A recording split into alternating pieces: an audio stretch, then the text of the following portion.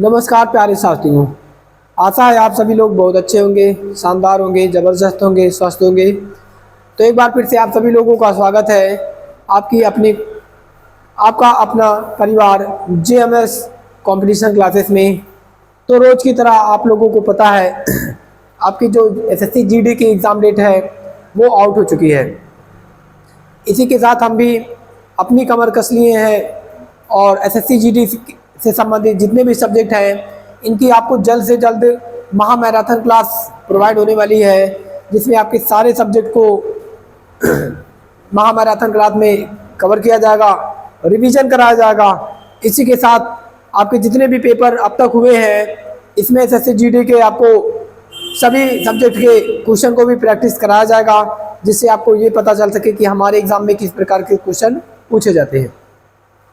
तो बात करते हैं इस क्लास में।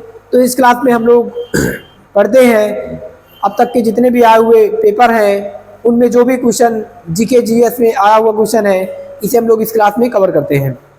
और इसकी शुरुआत मैंने 2-3 दिन पहले से ही कर दिया था और अब तक हम लोगों ने 2 क्लास को पढ़ भी लिया है, कवर भी कर चुके हैं। जो भी स्टूडेंट अभी दोनों क्लास को नहीं देखा है वो प्लेलिस्ट में जाके पहले दोनों क्लास को देखें और उसके बाद थोड़ा सा गेस लगाए कि हम अभी किस तैयारी पर हैं या फिर हमारे एग्जाम्स में किस प्रकार के क्वेश्चन पूछे जाते हैं। और ये प्रैक्टिस सेट तब तक चलता रहेगा जब तक आपका एग्ज़ाम नहीं हो पाता है। और बात करते हैं इस प्रैक्टिस सेट की खास बात क्या है। तो इस प्रैक्टिस सेट में जो क्वेश्चन डिज़ाइंस हैं वो हम अपने से डिज़ाइन नहीं करते हैं। ये आपके एसएससी के द्वारा जीडी की एग्ज़ाम में आए हुए क्वेश्चन होते हैं जिन्हें हम टाइप करवा के आप लोगों के सामने प्रत्यक्ष करते हैं। यदि आप लोगों को ये टाइप करना नहीं पसंद है तो आप लोगों के सामने हम पेपर कटिंग भी ला सकते हैं, लेकिन पेपर कटिंग में क्या है कि आपको और सारे सब्जेक्ट रहते हैं इसलिए थोड़ा सा दिक्कत हो जाती है, इसलिए क्वेश्चन को हम टाइप करा देते हैं। तो बात करते हैं ये कब का प्रैक्टिस सेट है। देखो ये एसएससी जीडी का हमारा तीसरा नंबर का प्रैक्टिस सेट है जो कि 2019, ठीक है, 2019 में आए हुए क्वेश्चन है। जितने भी 2019 में एसएससी जीडी का पेपर हुआ है, एसएससी जीडी का जो पेपर हुआ है 2019 का, वो सभी शिफ्ट का पेपर इसमें हम क्या कर रहे हैं, डिस्कशन कर रहे हैं। सभी शिफ्ट का पेपर हम क्या कर रहे हैं, डिस्कशन कर रहे हैं। और बात करते हैं आज के प्रैक्टिस सेट की। तो देखो आज का प्रैक्टिस सेट आपका कुछ इस प्रकार से है जिसमें आप लोग 10 क्वेश्चन को एनालिसिस करोगे। अभी टाइम का अभाव होने के कारण अभी हम 10 क्वेश्चन ही पढ़ रहे हैं। कुछ दिनों बाद आप लोगों को, ज़्यादा दिन नहीं, लगभग 1 हफ्ते बाद आप लोगों को एक पेपर में जितने भी क्वेश्चन आते हैं, लगभग 20 क्वेश्चन आते हैं ना। एक शिफ्ट में कितने क्वेश्चन आते हैं, एक शिफ्ट में आपके जीके जीएस के 20 क्वेश्चन आते हैं, जीके एंड जीएस के 20 क्वेश्चन आते हैं। तो कुछ दिनों बाद आपका जो प्रैक्टिस सेट है, आपके प्रैक्टिस सेट में 20 के 20 क्वेश्चन को डिस्कशन किया जाएगा, ठीक है। चलिए तो आज का प्रैक्टिस सेट को हम लोग स्टार्ट करते हैं और देखते हैं आज के हमारा जो प्रैक्टिस सेट है उसका पहला क्वेश्चन क्या है। तो देखो आज का जो हमारा प्रैक्टिस सेट है इसका जो पहला क्वेश्चन है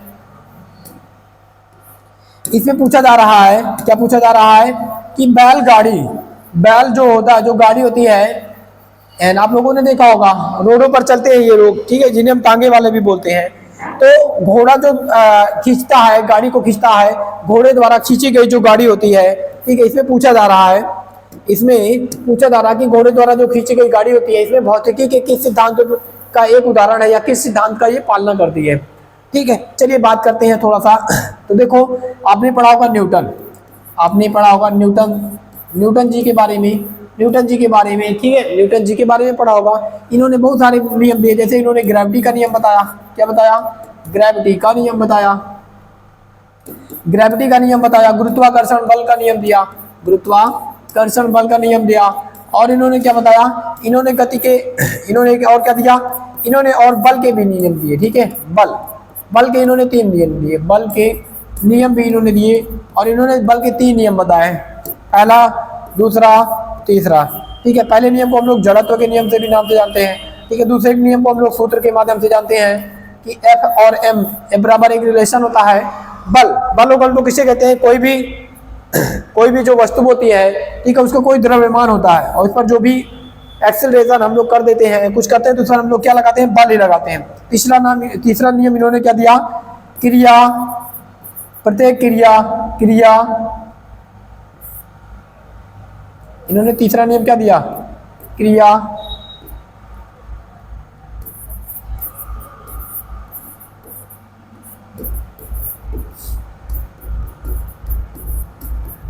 क्रिया प्रतिक्रिया का नियम, ठीक है, क्रिया प्रतिक्रिया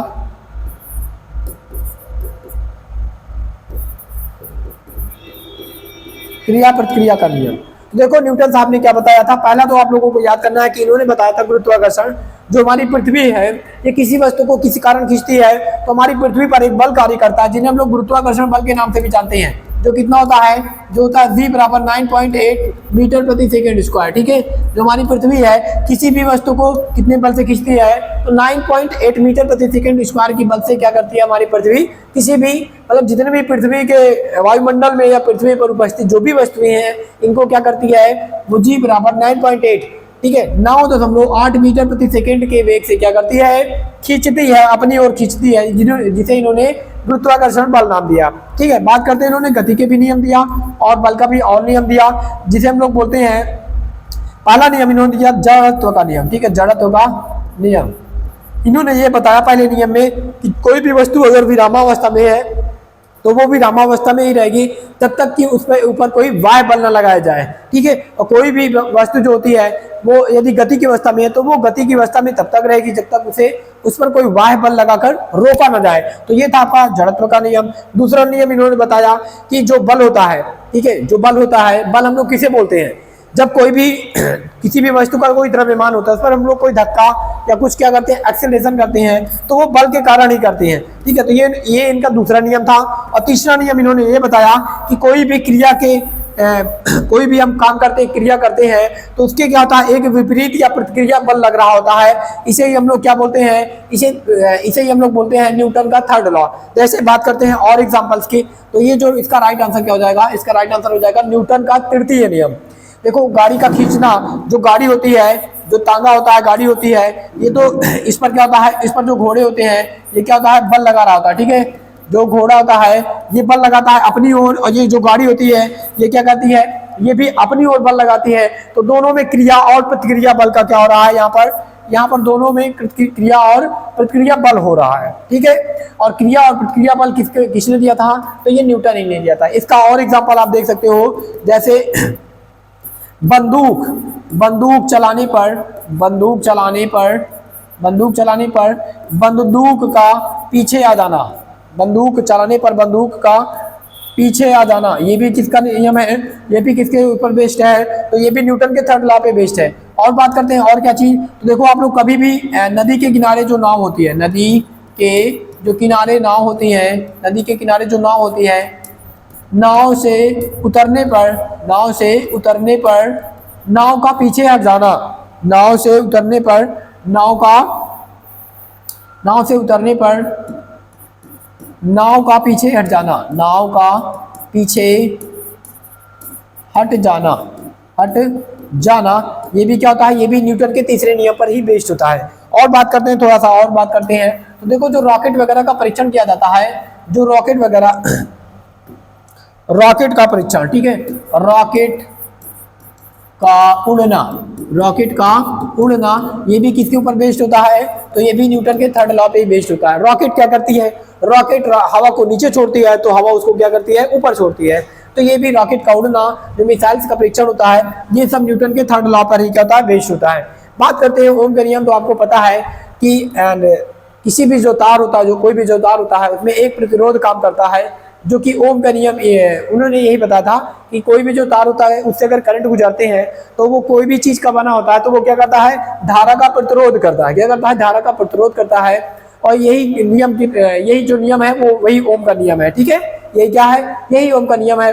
और आर्किमिडीज का सिद्धांत तो आप लोग जानते ही हो, आर्किमिडीज का सिद्धांत की कोई भी जो वस्तु है पानी में कब तैरेगी, जब इसका वजन क्या होगा, इसका जो घनत्व होगा पानी के घनत्व से कम होगा, तभी वो तैरेगी। अगर ज्यादा घनत्व होगा वस्तु का तो वो पानी में डूब जाएगी, ठीक है। तो ये सिद्धांत किसने दिया, आर्किमिडीज ने दिया।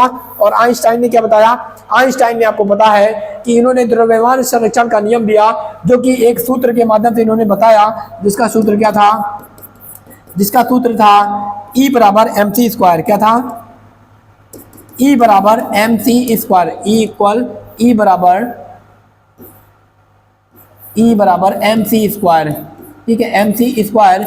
इन्होंने इस सूत्र के माध्यम से पूरा थ्योरी ही, सिद्धांत ही प्रतिपादित कर दिया और बताया कोई भी जो वस्तु होती है उसका द्रव्यमान संरक्षित रहता है, ठीक है।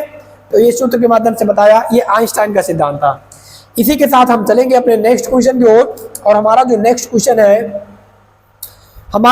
क्वेश्चन है वो संबंधित है विटामिन से। किससे संबंधित है, हमारा जो नेक्स्ट क्वेश्चन है ये संबंधित है विटामिन से।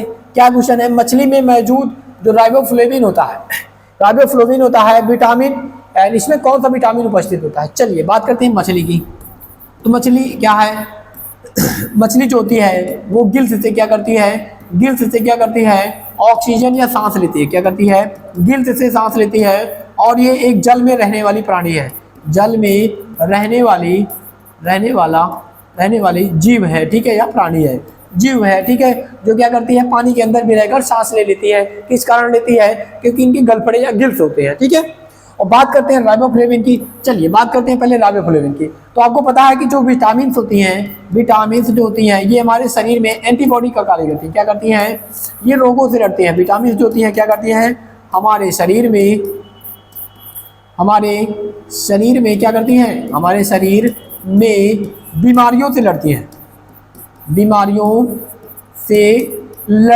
बीमारियों से लड़ने का कार्य कौन करती हैं, विटामिन्स करती हैं। कौन करती हैं, विटामिन्स क्या करते हैं, हमारे शरीर में जो भी इन्फेक्शंस या जो भी बीमारियां फैलती हैं इनसे लड़ने का कार्य करती हैं।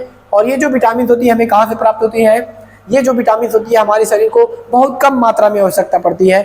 जितना कि कार्बोहाइड्रेट या फिर ये सब की जरूरत पड़ती है, माइक्रोन्यूट्रिएंट्स की इतनी जरूरत नहीं पड़ती है। विटामिन्स क्या होती है, एक माइक्रोन्यूट्रिएंट होता है, सूक्ष्म पोषण का वो होता है, सूक्ष्म पोषण होते हैं। और ये हमें मिलते हैं विभिन्न प्रकार के फलों से, ठीक है, सब्जियों से, इन सब चीज़ों से मिलते हैं। चलिए बात करते हैं विटामिन बी टू की।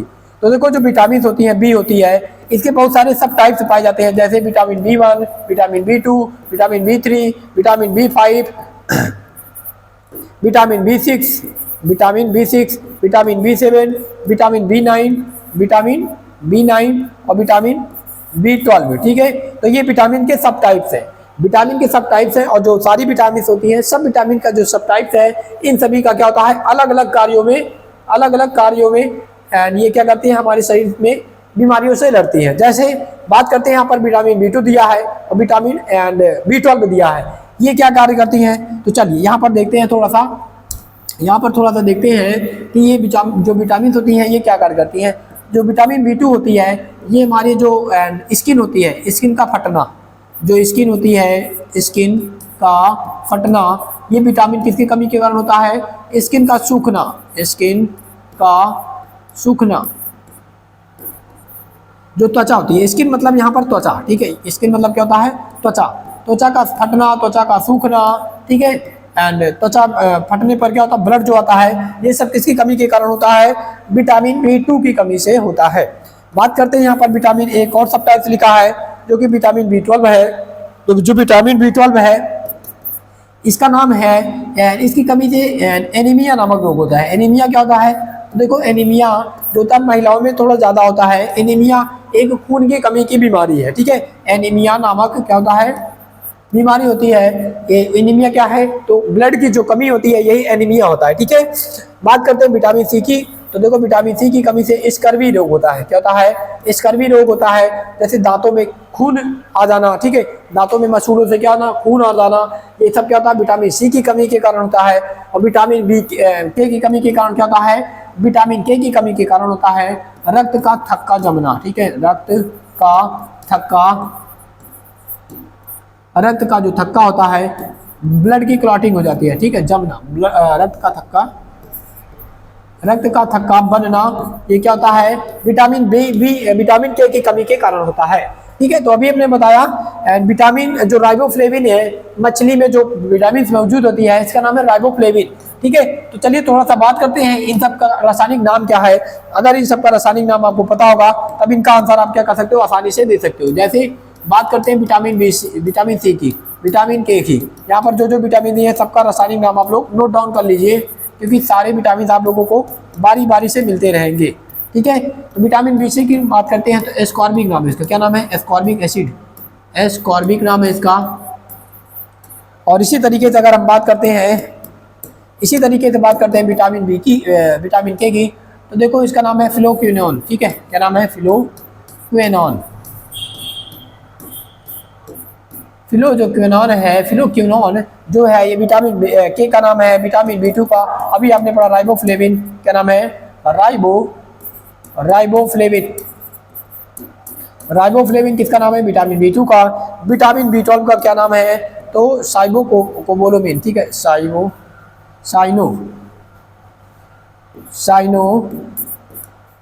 अरे बात करते हैं साइनोकोबोलोमिन, इसका क्या नाम है? साइनोकोबोलोमिन। कोबोलोमिन क्या है? इसका रासायनिक नाम है। तो सारे नाम काफ़ी इंपॉर्टेंट है, आप लोग सारे नाम को क्या करो, नोट डाउन कर लो। इसी के साथ हम लोग क्या करेंगे, देखो तो यहाँ पर विटामिन बी2, राइबोफ्लोविन किसका नाम है? राइबोफ्लोविन नाम है, ये किसका नाम है? विटामिन बी2 का नाम है, ठीक है। तो ये क्या हो जाएगा? इसका राइट आंसर हो जाएगा। इसी के साथ हम बढ़ेंगे अपने अगले क्वेश्चन की ओर, और हमारा जो अगला क्वेश्चन है ये है कि महान भारतीय जो खिलाड़ी हैं जिनका नाम क्या है? विजय अमृतराज नाम है, ये किस खेल से संबंधित है? तो देखो यहाँ जो क्वेश्चन है, ये क्वेश्चन तो आप लोग नहीं कर सकते हो, ठीक है, इस क्वेश्चन को तो कोई नहीं कर सकता है, क्योंकि ये काफी पुराने खिलाड़ी के बारे में पूछा है। तो देखो इससे आप इस क्वेश्चन को कर लो, ये मैटर नहीं करता है, लेकिन ये क्या बता रहा है कि आपके जो एग्जाम्स हैं, इसमें क्या होता है, इसमें प्लेयर के बारे में भी क्वेश्चन आता है कि मतलब कौन सा प्लेयर किस खेल से संबंधित है, ठीक है। जो भी प्लेयर काफी चर्चा में रहता है उनके बारे में पूछा जाता है। जैसे जो विजय अमृतराज जी हैं, ये 1970 के टाइम काफी फेमस थे, ठीक है, और किस खेल से संबंधित है ये आपसे पूछा जा रहा है। तो देखो खेल से संबंधित भी क्वेश्चन आपके एग्जाम में पूछे जाते हैं। तो बात करते हैं, तो देखो जो विजय अमृतराज जी हैं ये संबंधित है किससे? लॉन टेनिस से। किससे संबंधित है?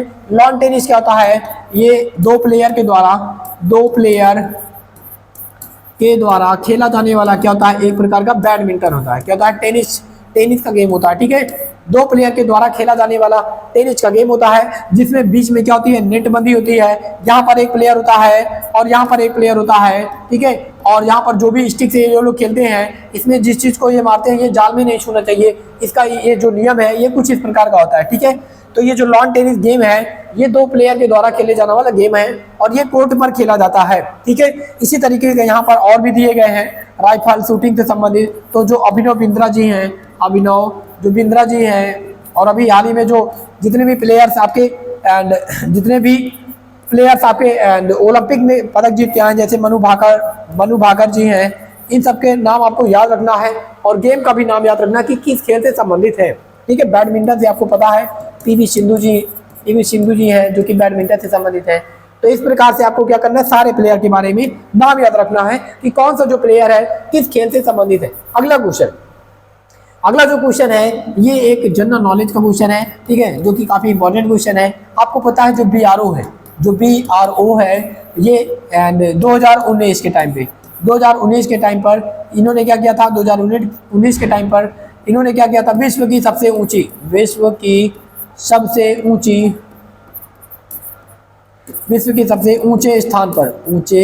स्थान पर लगभग 19,000 फीट से भी अधिक इन्होंने लगभग विश्व के सबसे ऊंचे स्थान पर सड़क बनाकर रिकॉर्ड बना दिया था। क्या कर दिया था? सड़क बनाकर गिनीज बुक का रिकॉर्ड बना दिया था, गिनीज बुक में रिकॉर्ड बना दिया था, ठीक है। कौन बनाया था? BRO, बॉर्डर रोड ऑर्गेनाइजेशन ने बनाया था। लेकिन क्वेश्चन क्या पूछा जा रहा है कि दुनिया के किस पर्वत दर्रे पर दुनिया की सबसे ऊंची मोटर वाहन योग्य सड़कें हैं, ठीक है। तो देखो बात करते हैं शिवकिल्ला की। जो शिवकिल्ला दर्रा है, आपको देखो शिमला से शिवकिल्ला याद कर सकते हो, शिमला कहाँ पर है? जो शिमला है ये कहाँ पर है? जो शिमला है ये आपका कहाँ पर है?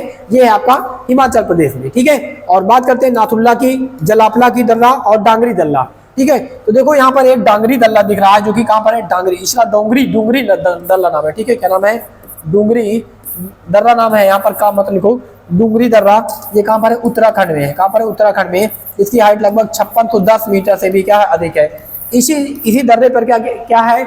इसी दर्रे पर विश्व की सबसे ऊंचे वाहन चलाने योग्य सड़क बनाई गई है, ठीक है। तो इसका जो राइट आंसर हो जाएगा डूंगरी ला दर्रा, ठीक है। यहाँ का नहीं, यहाँ डूंगरी ला दर्रा। डुगरी ला दर्रा इसका पूरा नाम है।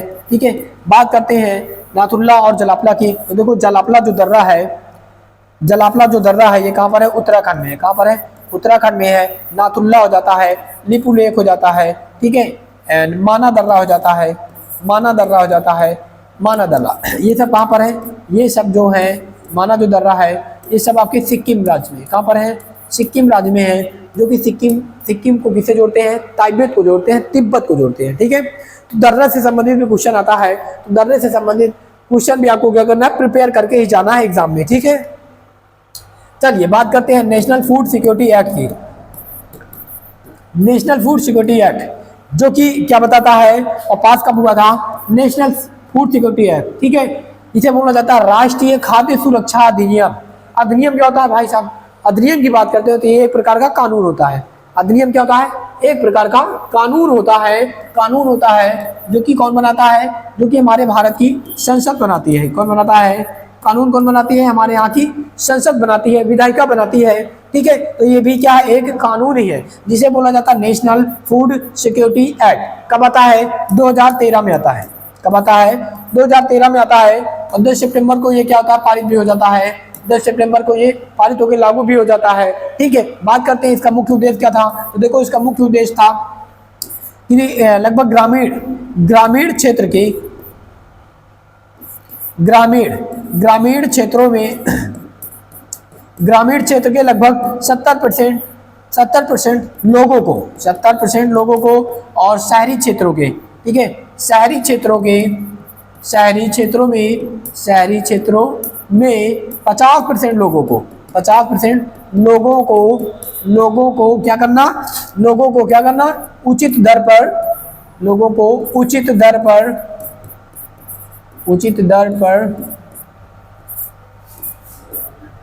दर पर क्या करना? उचित रेट या दर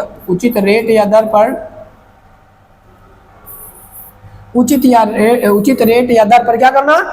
चावल, गेहूं, ठीक है, अनाज उपलब्ध कराना, जिसे हम लोग बोलते हैं अनाज उपलब्ध कराना, या इन्हें खाद्य पदार्थ भी बोल सकते हैं। ठीक है, कराना, जिसमें क्या क्या चीजें शामिल थी। तो देखो इसमें क्या क्या चीजें शामिल थी। इसमें चावल शामिल था, और क्या शामिल था? गेहूं शामिल था, मोटे अनाज भी शामिल थे। ठीक है, मोटे अनाज भी शामिल थे।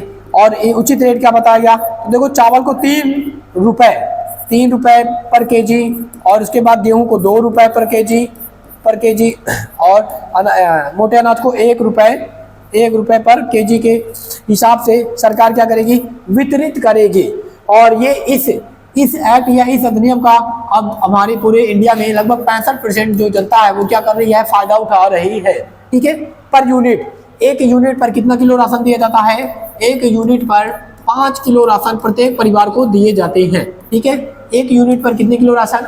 5 किलो राशन या खाद्य जो पदार्थ मिलते हैं सरकारी कोटे में मिलते हैं, ये 1 यूनिट पर 5 किलो राशन दिया जाता है, प्रत्येक फैमिली को दिया जाता है। और ये एक्ट कब आया था? ये एक्ट आया था 2013 में आता है। इसका पूरा नाम क्या होता है? इसका पूरा नाम था राष्ट्रीय खाद्य सुरक्षा अधिनियम नाम होता है। इसका मुख्य उद्देश्य था भारत की जो जनता है, जो गरीब जनता है, इनको क्या करना? फ्री में राशन उपलब्ध कराना। ठीक है, फ्री में क्या करना?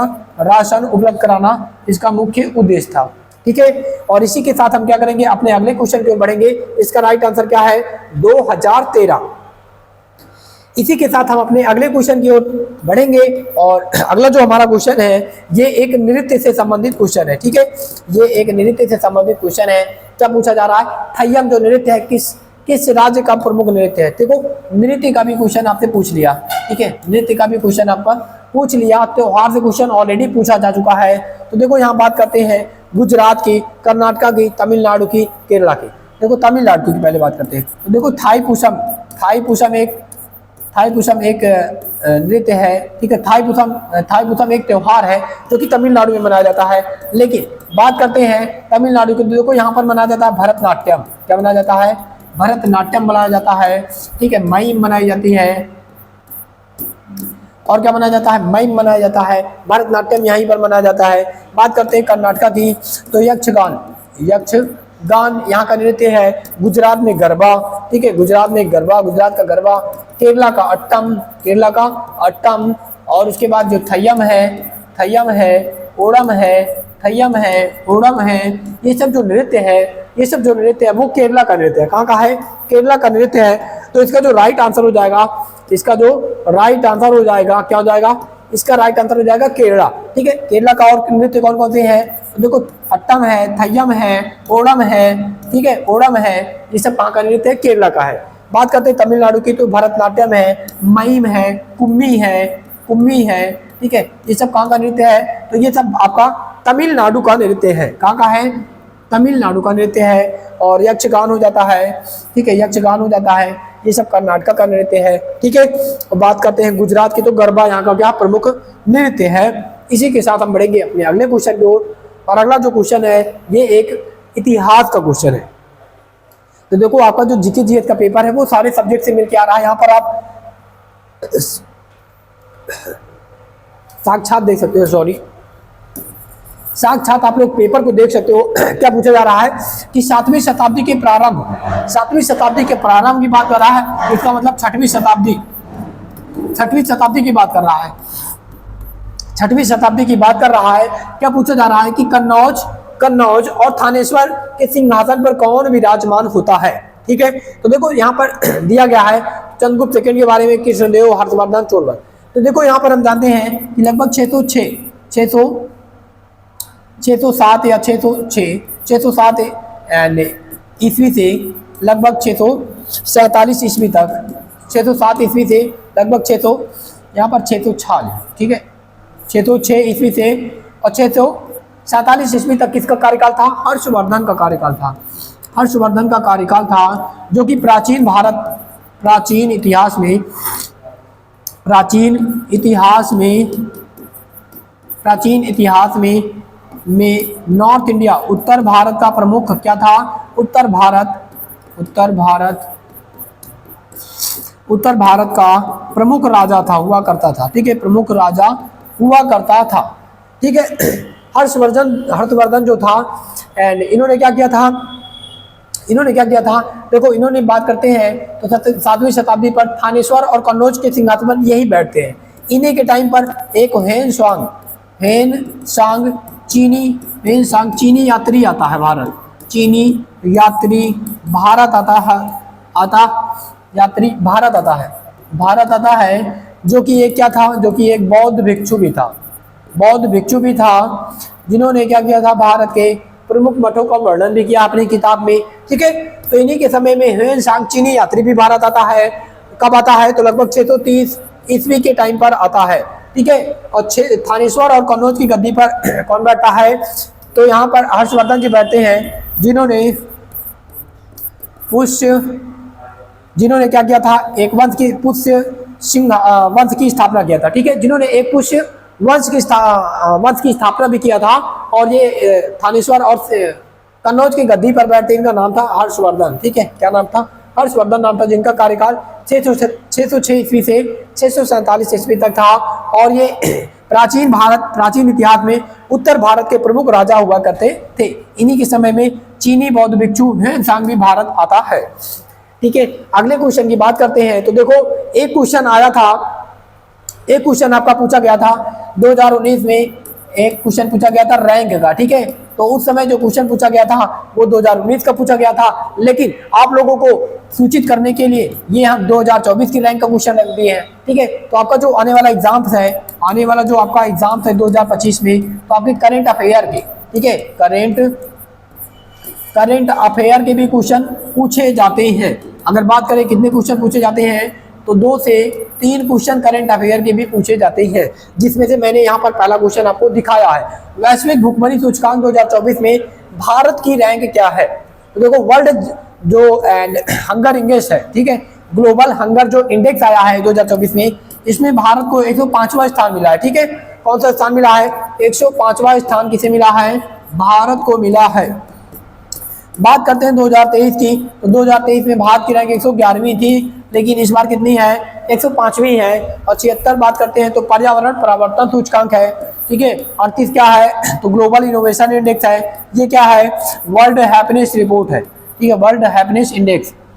विश्व खुशहाली सूचकांक में भारत की रैंक कितनी है, world peace index, world happiness report दोनों में भारत की रैंक क्या है, 126 है। और ग्लोबल इनोवेशन जो इंडेक्स है इसमें भारत की रैंक 38 है। और यहाँ पर पर्यावरण परिवर्तन जो सूचकांक है, ठीक है, एंड इसमें भारत की रैंक 76 है, ठीक है। इसी के साथ हमारा जो 9वां क्वेश्चन है, ये जो 9वां क्वेश्चन है इसमें क्या पूछा जा रहा है, प्राकृतिक प्रक्रिया के माध्यम से किसी वस्तु का उत्पादन भारतीय अर्थव्यवस्था के किस क्षेत्र के क्रियाकलाप से संबंधित है। देखो जब भी आप इकोनॉमिक पढ़ते हो, जब भी आप इकोनॉमिक पढ़ते हो तो इसमें आप बेसिकली 3 सेक्टर को पढ़ते हो, ठीक हो।